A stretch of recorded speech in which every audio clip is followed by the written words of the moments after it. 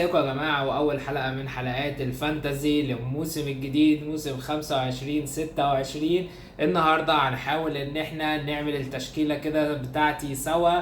مش هتبقى بشكل نهائي 100%، ولكن في لعيبة كتير متفقين عليها لحد دلوقتي، فصلي على النبي كده ويلا بينا.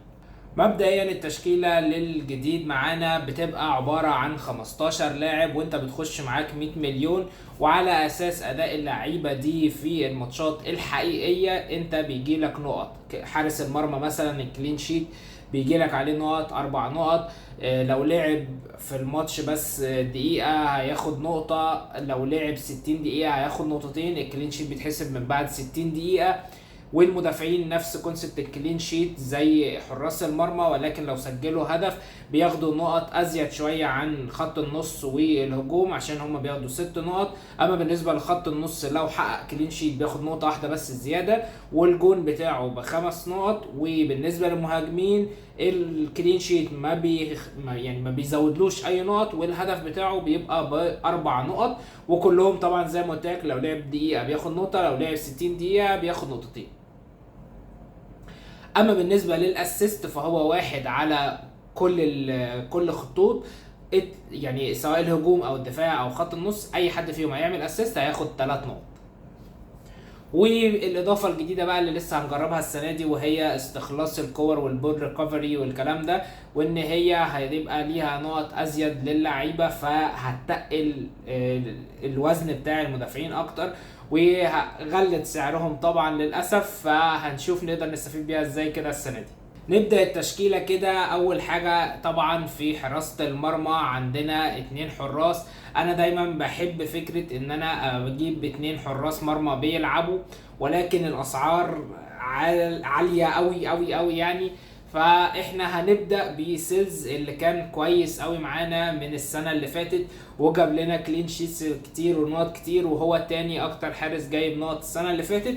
وفي المركز التاني هيبقى دوبرافكا اللي ممكن يكون هيلعب، يعني نتمنى ان هو يكون اساسي، لان هيبقى حارس اساسي بالسعر ده هتبقى خطوة عالمية. بعد كده انا كنت بحب ابدا ان انا ارص اللعيبه اللي انا ثابت عليها يعني، او اكتر لعيبه ممكن تبقى بفلوس، واكتر لعيبه انا حابب اجيبها. ففي الدفاع انا اكتر حد كنت بفكر فيه هو فريمبونج، لان انا كنت بفكر ان انا ما اجيبش صلاح وفريمبونج بيلعب باك يمين، ولكن لما اكتيكي بيخرج من الملعب صلاح بيروح مهاجم، وساعتها فريمبونج بيبقى هو الوينج اليمين، فبتبقى خطرة جدا لفريمبونج، وفريمبونج اصلا هجومي كويس جدا. فاول لاعب معايا هو فريمبونج. بعد كده نروح طبعا للمهاجمين ونختار ايمن النرويجي ايرلينج هالاند. اكتر واحد من السيتي انت ضامن ان هو هيلعب، ضامن ان هو ان شاء الله يبقى هو المسؤول عن اغلب الاجوان، فاول لاعب معانا في الهجوم وهو ايرلينج هالاند. بعد كده بقى نروح لخط النص. انا كنت عايز اجيب صلاح، ولكن هالاند زائد صلاح الاتنين سوا صعبة جدا جدا جدا جدا. ومبويمو من اللعيبة اللي انا بحبها، فهنحطه بشكل مبدئي معانا.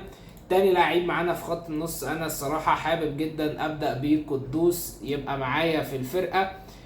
لسه رايح توتنهام بتدور على لعيبة كتير هجومية، لسه بيفكروا فيها، بيفكروا في ايزي، وبيفكروا في كذا لعيب كمان. ومدرب برينتفورد راح لهم برضو، فافكار جديده، افكار كويسه. فانا حاسس ان قدوس هيبقى موسم تألق ليه مع توتنهام السنه دي. بعد كده هنروح بقى للمدافعين تاني. نرجع للمدافعين. انا اغلب المدافعين ان انا كنت مستقر عليهم شويه. هو اول واحد معانا وهو دي كوبر اللي جه مكان كان اسمه ايه؟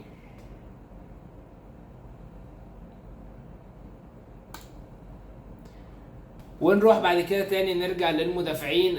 المدافعين يعني في مدافعين فيهم انا كنت مستقر عليهم، واول واحد فيهم هو المدافع اللي انا كنت حابب قوي ان انا ابدا بيه، وهو دي كوبر اللي كان جاي مكان ستوبينيان. ونفس الكونسبت بتاعه الهجومي جدا، فانا كنت مقتنع بيه وحاسس ان انا عايز ابدا بيه. بعد كده ماتشات وست هام انت محتاج ان انت تجيب منها حد، فهو الفكره ما بين وان بيساكا وديوف. انا كنت ميال اكتر لوان بيساكا، انقذنا السنه اللي فاتت، زائد كمان ان هو دفاعيا حلو قوي، فهيقدر ان هو يكون من اللي بياخدوا النقط بتاعه الدفاع، فهيبقى خيار كمان حلو معانا. بعد كده انا كنت بفكر بقى في حد من توتنهام، خاصة الدفاع بتاعهم اللي هيبقى احسن. فبصراحة انا كنت بفكر في بيدرو بورو، ولكن ال5.5 دي مقلقاني شوية. فاحنا هنبدأ بفان ديفين، ولو لقينا ان المليون ده مش عامل لنا ازمة ممكن نبقى نرجع تاني لبيدرو بورو.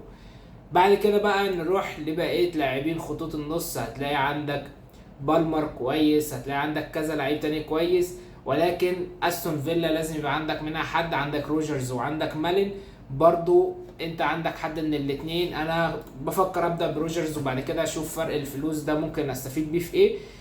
ولكن المهاجمين انا عندي مهاجم عايز الصراحة ابدا بيه، مع ان ماتشاته هتبقى صعبة جدا، وهو جيوكيرس ماتشاته في الاول صعبة. يعني بص معانا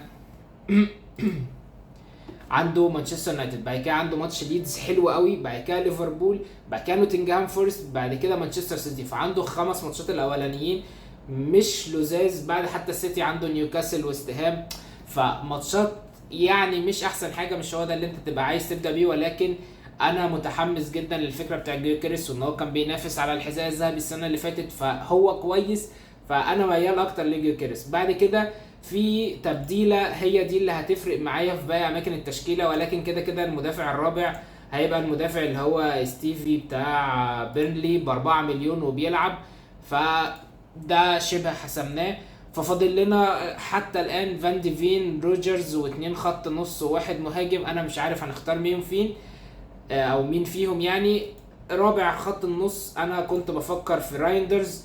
لو انت هتجيب حد ب5.5 يبقى يا رايندرز يا كايسيدو، دول اهم اتنين ب5.5 تقدر ان انت تجيبهم دلوقتي. ولكن فكرة ان انت هيبقى عندك حد ب5.5 وتقعده على الدكة دي هتبقى رخمة قوي شوية، هي دي اللي مخليني مش قادر احدد. ولكن رايندرز دفاعيا جامد جدا، يقدر ان هو يستخلص كور حلو قوي، وهجوميا كمان والكي باسس بتاعته حلوه قوي قوي قوي، فممكن ان هو يعمل اسيستات ويشارك في الاجوان، فهيبقى خيار حلو قوي. يعني انت لو عندك لو ناوي ان انت تحط 5.5 مليون في حد عندك في خط النص، فعندك يا رايندرز يا كايسيدو، وانا ارشح لك اكتر رايندرز. بعد كده نيجي لاخر اتنين في التشكيله، وهو المهاجم وخط النص كمان. احنا معانا حاليا 17.5 مليون. انا بصراحه كنت بفكر في بالمر كخيار من تشيلسي، وساعتها هيبقى المهاجم اللي فاضل لنا يكون مهاجم ب7 مليون. نقعد بقى نشوف مين المهاجمين اللي في السوق ب7 مليون. ولكن برضو كانت الفكرة التانية بتاعتي ان انا عايز اجيب جواو بيدرو، وما ينفع يعني ما كنتش عايز اجيب جواو بيدرو وبالمر الاتنين عندي في التشكيلة، وفي نفس الوقت عايزين نجيب كفر لمحمد صلاح، لان دي كارثة. لو انت خدت بالك دلوقتي ان محمد صلاح مش عندنا في التشكيلة، فدي لوحدها خطر جدا جدا جدا. فانت فريمبونج مش هيبقى هو لوحده، فانا كنت بفكر مثلا في ايكيتيكي، ولكن ايكيتيكي مش هينفع مع بالمر، فمش عارف بصراحة يعني صعب قوي. يعني بص ده ايكيتيكي، المشكلة ان هو ب8.5 مليون، فساعتها مش هتنفع مع بالمر، فعايزين نجيب حد كفر لتشيلسي، فمفيش حد في خط النص كفر لتشيلسي حلو. فبفكر اروح شايل دي كده واروح شايل دي كده واروح جاي هنا مرجع لجواو بيدرو. ولكن مشكلتي مع جواو بيدرو ان هو ديلاب هيبقى وضعه ايه؟ طب ما ديلاب ممكن يبقى بينزل الشوط التاني او بعد الدقيقة 60 مثلا يعني، فتخليك عمال تروح وتيجي. ولكن حتى الان احنا لو عملنا دي كده ورحنا جبنا بعد كده فلوريان فيرتس، هيتبقى معانا 1.5 مليون. ساعتها ممكن بقى نرجع نشيل فان ديفين ده ونخليه بيدرو بورو. ف ثواني معايا، خليها يا عم بيدرو، مش عارف هو ليه. خلاص يا جدعان ما تجيبوش بيدرو بورو يا جدعان فهيتبقى معاك نص مليون في البنك. ساعتها بقى ممكن مثلا تشيل دبرافكا وتجيب حد حارس ب4.5 مليون. ساعتها ممكن تقلل رايندرز كمان لحد ب4.5 ويبقى معاك 1.5 مليون تبنك تغير فيهم شوية في التشكيلة لو انت حابب. ممكن كانت الفكرة بتاعت بالمر دي ان انا اخلي بالمر مكان فيرتس وجواو بيدرو يبقى اكتيكي، بس ساعتها هنشيل رايندرز وهنشيل بيدرو بورو. يعني بص ده يعني دي فكرة تانية برضو ممكن نعملها، ان احنا نيجي في الدفاع هنا نرجع فان ديفين تاني، ونيجي في خط النص نشيل ده ونشيل ده ونشيل ده، ونيجي هنا نخليه كتيكي، ونخلي خط النص هنا بالمر. وبعد كده لا مش هتنفع برضو، هتبقى محتاج هنا نص مليون كمان تجيبه من اي لعيب من لعيبة خط الدفاع ينزل ل4 مليون عشان تنفع. ساعتها برضو ممكن تروح شايل روجرز ده لو هو عامل مشكلة يعني، وتروح رايح لمالين. فهو ال4 اماكن دول هو دول اللي انا بفكر فيهم حتى الان. ساعتها تقدر بقى تجيب رايندرز تاني، فيبقى معاك كيتيكي جيوكيريس هالاند، ومعاك بالمر مالين قدوس مبويمو رايندرز وستيفي فان ديفين وامبيساكا دي كوبر فريمبونج سيلس دوبرافكا. فانت كده تبقى جبت كفر من دفاع نوتنجهام فورست، جبت كفر للنقط بتاعت محمد صلاح شويه في كيتيكي وفريمبونج، جبت دي كوبر انا كان نفسي فيه بصراحه، جبت كفر للدفاع بتاع ويست هام، بس للاسف ما جبتش كفر لاستون فيلا. فانت ساعتها ممكن تشيل فان ديفين وتجيب حد تاني من استون فيلا، كونسا مثلا. وعندك في خط النص عندك امبويمو كحد من مانشستر يونايتد وحد من المهمين جدا في مانشستر يونايتد. خط النص برضو عندك قدوس وعندك مالين ككفر للهجوم بتاع استون فيلا اللي هيخش في اول ماتشات، هيلاعب نيوكاسل وبرنتفورد وكريستال بالاس وايفرتون وساندرلاند. فهو عنده ماتش نيوكاسل المفروض ان هو هيبقى سهل، لان نيوكاسل متخبطه جدا الايام دي في سوق الانتقالات بالذات، وبرنتفورد اللي كانت عامله في السوق يعني باعوا المدرب وباعوا بويمو وباعوا نورجارد ولسه هيبيعوا ويسا. الفرقه عامله سوبر ماركت يعني، ولسه عندك في الجوله الخامسه ساندرلاند، فهيبقى عنده ماتشات حلوه. عندك كفر من تشيلسي، عندك كفر من السيتي ومش اي كفر ده، انت عندك هالاند، عندك كفر من ارسنال وهو جيوكيريس، وعندك حد تاني زي ما قلنا لليفربول وهو ايكتيكي. بس كده وتبقى هي دي التشكيله بتاعتنا، ونروح نكمل بقى علشان نقفل التشكيله ونكتب اسم الفرقه، وهو زي كل سنة ريال فور مدريد. ونختار بيك تيم، هنختار مانشستر سيتي واي اكسبت انتر سكواد، عشان نروح نشوف السكواد هنختار ايه في انهي اماكن. سيلس، فريمبونج، دي كوبر، ومبيساكا، فان ديفين، اكتيكي لازم ينزل. فهي دي بقى اللي كنت بكلمك عليها، ان انت هيبقى عندك اكتيكي ورايندرز واحد منهم، او يعني رايندرز هيبقى غالبا على الدكه، مش هنقول ان كتيكا على الدكه دي. فهنضطر ان احنا نشيل دي كوبر في اول جوله، ويبقى اول حد معانا على الدكه وهو رايندرز، وبعد كده دي كوبر، وبعد كده ستيفي. ونختار بقى الكابتن بتاعنا. عندنا قدوس هيلاعب بيرلي، هالاند هيلاعب وولفرهامبتون، ما اعتقد هتفضل هالاند يعني، ونديها سيف يور تيم، وتبقى هي دي التشكيله بتاعتنا.